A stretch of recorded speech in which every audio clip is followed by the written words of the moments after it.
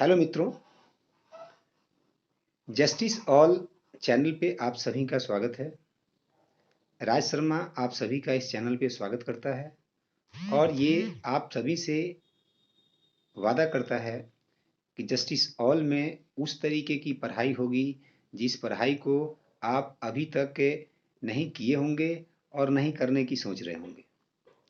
इसलिए justice all में वो सारी थीम आपको बताई जाएगी जिसमें आप किसी भी प्रकार का सिचुएशंस हो उसको आप आराम से फॉलो कर सकते हैं और जब आप आने वाला समय में संविधान को लेके कहीं खड़ा हों तो आपसे आगे कोई नहीं होगा। ये वादा है मेरा। तो फिर आज मेरा क्योंकि ये पहला आज का अध्याय है, आप सबसे मुलाकात है, इसलिए मैं आज अपने आप के विषय में भी बताऊंगा और आपके विषय में भी जानूंगा और आईपीसी की कुछ आईपीसी क्या कहा जाता है, आईपीसी क्यों बना, आईपीसी में क्या क्या चीज़ होता है, जो स्टार्टिंग से हम करेंगे।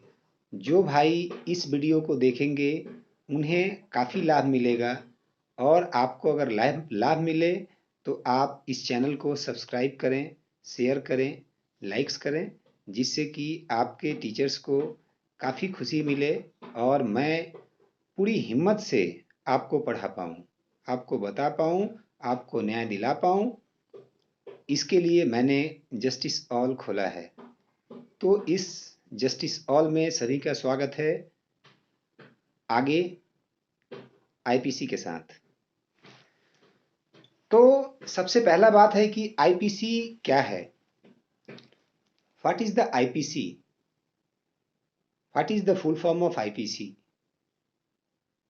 आईपीसी किसे कहते हैं, शॉर्टकट में हम लोग कह देते हैं कि आईपीसी। तो आईपीसी को जानना जरूरी है। तो ये आईपीसी का फुल फॉर्म होता है Indian penal code. Indian penal code, जी हाँ, Indian penal code. Indian penal code IPC का फुल फॉर्म हुआ। इसको हिंदी में कहते हैं भारतीय दंड संहिता। भारतीय दंड संहिता 1860, 1860 आईपीसी। तो यह एक व्यापक कानून है जो भारत में आपराधिक के कानून के वास्तविक पहलुओं को शामिल करता है। आईपीसी को क्या है ये जानना जरूरी है आपको कि आखिर इसमें हमें क्या पढ़ना है, क्या जानना है। और हमें अगर कोई पूछता है कि आप किस तरीके से इस चीज़ को दर्शाएंगे तो आपको इसी तरीके से दर्शाना है कि यह एक व्यापक कानून है जो भारत में आपराधिक कानूनों को वास्तविक पहलुओं को शामिल करता है। यह अपराधों को बताता है और उनमें से प्रत्येक के लिए सजा और जुर्माना बताता है।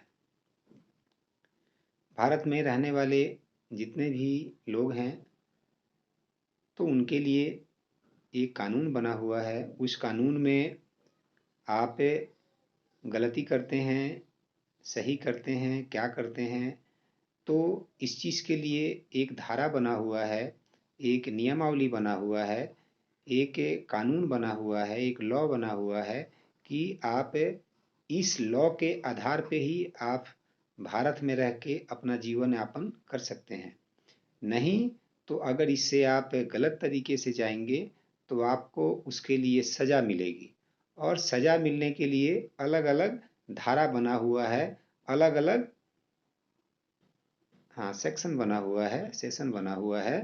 तो वो धारा के अंतर्गत आपके कर्म, आपके कुकर्म, आपकी फ्रॉडगिरी, आपकी ईमानदारी, ये सारी चीज़ों को देखी जाती है और देखने के बाद आपके ऊपर जुर्माना, सज़ा, इस चीज़ को दर्शाया जाता है। तो इसके लिए आईपीसी बना और इसको क्या है, ये इसी के हिसाब से आपका न्यायाधीश, हमारे न्यायाधीश, इंडिया में जितने भी न्यायाधीश हैं वो इंसाफ दे पाते हैं, और आप भी किसी को इंसाफ दिला पाएंगे या दिला पाएंगी। अगर बच्चियां हैं तो आप भी इस बात को समझेंगी कि मैं आपके लिए भी बोल रहा हूँ कि आप दिला पाएंगी। और ये खास करके मैं बताऊँ कि इंडिया में जितने भी आप देखेंगे या देखेंगी कि आज के डेट में बड़े बड़े जो नेता हुए हैं, लीडर्स हुए हैं, अच्छे अच्छे पोजीशंस पे गए हैं, जो लोग, वो लॉ सेक्टर से ही होके गए हुए हैं। तो इस लॉ सेक्टर को विशेष करके जानना आपके लिए ज़रूरी है, चाहे वो बच्चियां हैं, चाहे वो आप जैसे युवा पीढ़ी हैं, या सीनियर में भी कितने लोग इसमें इंटरेस्ट आज के डेट में रख रहे हैं, तो उनके लिए भी ये नियम है। तो आप लिखें कि इंडियन पैनल कोड, भारतीय दंड संहिता एक व्यापक कानून है जो भारत में आपराधिक कानून को वास्तविक पहलुओं को शामिल करता है। यह अपराधों को बताता है और उनमें से प्रत्येक के लिए यह अपराधों को बताता है और उनमें से प्रत्येक के लिए सजा और जुर्माना बताता है।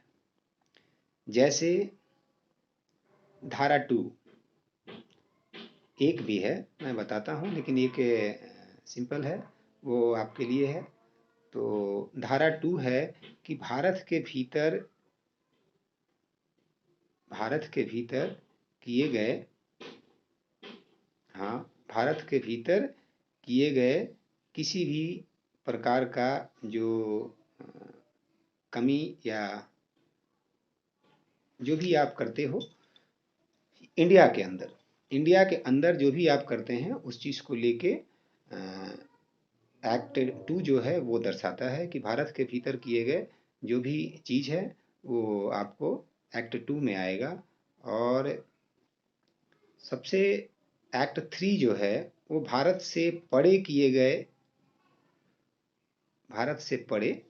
से मतलब बाहर, भारत से परे किए गए किंतु उसके भीतर विधि के अनुसार विचारणीय अपराध का दंड।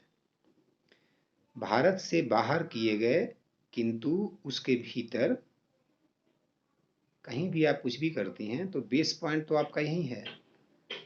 तो बेस पॉइंट को लेके और जो भी आप बाहर से आप करती हैं, तो भारत से परे किए गए किंतु उसके भीतर विधि के अनुसार विचारणीय अपराध का दंड। चौथा नंबर, अपर्देशीय अपराधों पर संहिता का विस्तार। और एक नंबर मैंने आपको नहीं बताया था, संहिता का नाम और उसके प्रवर्तन का विस्तार बताता है। संहिता का नाम और उसके प्रवर्तन का विस्तार बताता है। तो ऐसे ऐसे करके आपके पास 511 धाराएं आपके पास आएगी। 500 धाराएं बनी है इंडिया में, जो सारे के विषय में आपको जानना है, उसके माइनस प्लस को जानना है। तो आज मैं आपको बताऊंगा कि ये तो ठीक है, भारतीय दंड संहिता हो गया। भारतीय दंड संहिता को क्या है कि इसे उर्दू में क्या कहते हैं। तो 1860 के पहले भी आप जानिए कि ये 1834 में ये लॉ पारित हुआ था, ये संविधान है आपका पारित हुआ था। और 1834 में ये सबसे पहला बार विधि आयोग जो है इस नियम को बनाई थी। फर्स्ट लॉ कमीशन जो है 1834 में बना था। तो इसे उर्दू में आप जब किसी को सज़ा मिलता है तो आप सुनते होंगे कि ताजे इराते हिंद के तहत, ताजे हिराते हिंद 302 के तहत इस तरह का उनको दंड दिया जाता है। तो ये जो आपको ताजे इराते हिंद जो कहा जाता है हमेशा, वो इसी का मतलब है कि 1934 में ये जो भारतीय दंड संहिता है उसका नाम जो था ताजे इराते हिंद था। तो ताजे इराते हिंद इसको पहले कहते थे। कुल मिलाकर 511 धाराएं हैं और 33 चैप्टर हैं, यानी 23 अध्यायों में इसे बांटा गया है। 1834 में पहला विधि आयोग फर्स्ट लॉ कमीशन 1834 में फर्स्ट लॉ कमीशन बनाया गया था। तो ये जो आपका सवाल बनता है, इसको इंग्लिश में भी हम लोगों को आपको जानना पड़ेगा, बोलना पड़ेगा। तो आज मैंने क्योंकि फर्स्ट था, इसलिए मैं इंग्लिश में आपको बहुत सा चीज़ें अभी नहीं बोला, क्योंकि सब बच्चे को इंग्लिश में प्रॉब्लम होती है, लेकिन आपको इंग्लिश में भी जानना पड़ेगा, इसलिए इंग्लिश पे ध्यान दें। The objective of this act is to provide a general penal code for India. IPC को जो आप बताएंगे कि व्हाट इज द आईपीसी, तो इसको आप बताएंगे कि the objective of this act is to provide a general penal code of India. तो इसको इंग्लिश में इस तरीके से बोलते हैं। रही बात आप लिख लें कि मैं आपको 4 तक बताया था, 5 में है कुछ विधियों पर इस अधिनियम द्वारा प्रभाव नहीं डालना। 6 में है संहिता में की परिभाषाओं का अपवादों के अध्ययन समझ जाना। हाँ 6। 7 में एक बार स्पष्टीकृत वाक्यांश का अभिप्राय। 8वां में है लिंग। 9 में वचन। 10 में पुरुष स्त्री। 11 में व्यक्ति। 12 में जनता जनसमस्या और 13 में क्वीन की परिभाषा। 14 में सरकार का सेवक। 15 में ब्रिटिश इंडिया की परिभाषा। 16 में गवर्नमेंट ऑफ इंडिया का परिभाषा। 17 में सरकार। 18 में भारत। 19 में न्यायाधीश। 20 में न्यायालय। 21 में लोक सेवक। 22 में आपको हो जाएगा चल संपत्ति। 23 में संदेश अभिलाष या हानि। संदेश अभिलाष या हानि। 24 में बेईमानी करना। 25 में कपटपूर्वक छल किया गया हो वो हुआ। 26 में आपका विश्वास करने का कारण। 27 में पत्नी लिपिक या सेवक के कब्जे में संपत्ति। 28 में कूटकरण दस्तावेज। 30 में मूल्यवान प्रतिभूति। 31 में बिल और 32 में कार्यों को दर्शाने वाले शब्दों के अंतर्गत अवैध लोप शामिल है। तो ये मैंने आपको 1 से लेके और 32 तक के आपको ये सारी रूटीन्स को बताया, धारा को बताया। इसे आप फिर से मैं एक बार बोल देता हूँ कि 1 में संहिता का नाम और उसके प्रवर्तन का विस्तार करना। हाँ 2 नंबर में भारत के भीतर किए गए जो भी है अपराध उसके विषय में। 3 में भारत के परे किए गए किंतु उसके भीतर विधि के अनुसार विचारणीय अपराध का दंड। 4 में अप्रदेशीय अपराधों पर संहिता का विस्तार। 5 में कुछ विधियों पर इस अधिनियम द्वारा प्रभाव नहीं डालना। 6 संहिता में परिभाषाओं का अपवादों के अध्ययन समझा जाना। 7 में एक बार स्पष्टीकृत वाक्यांश का अभिप्राय। 8 में लिंग वचन।